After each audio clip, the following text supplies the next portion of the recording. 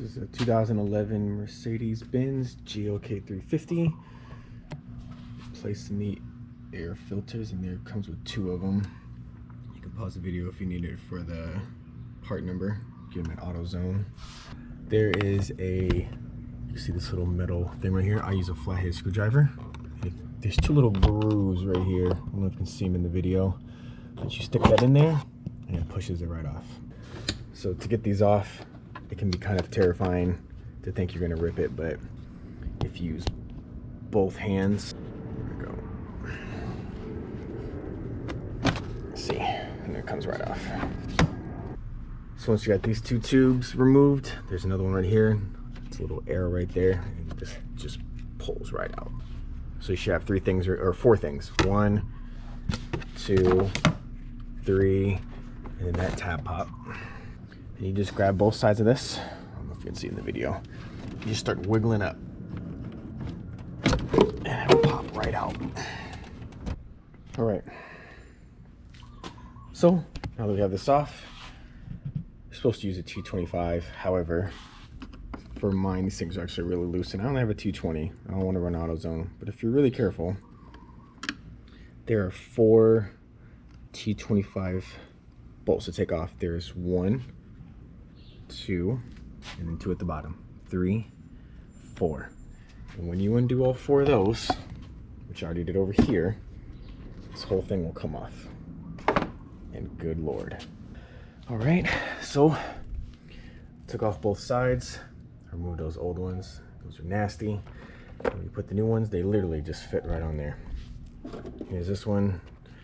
You set the black grooves down. There's like a little groove in here, and it'll actually just fit right in. Okay, before we put this back on, now that all of this is screwed back on, underneath, and if you don't need this, just skip this part of the video, but there's these clips right here, right? 4 clips, and then this. The reason why I say that, obviously you can tell that the big hole goes on that one, but those clips go to this rubber piece right here. There's one here, and there's one here, and then again at the very top, there's one back there, and there's one here. When you set that on there, you're gonna go that part first, and then when you set it down, these clips should kind of pop in place. Be patient. It can be frustrating, but this is also DIY and you're saving money, so I can't really hold the video and do this, so I'm just gonna do it. Okay, it's back on there, it's clipped down. When you are putting it back on, again, this first you kind of like set it on and then down, right? So it's like, you see, it's like this, and then you can kind of look under it and then set it down again on those 2 metal, or actually the 4 metal clips. And it's pretty easy, I'm not gonna lie. First time I did this, it probably took me about 30 minutes because I was nervous and I didn't want to break stuff. But I've done this enough that it only takes like a minute or 2, so don't stress too much.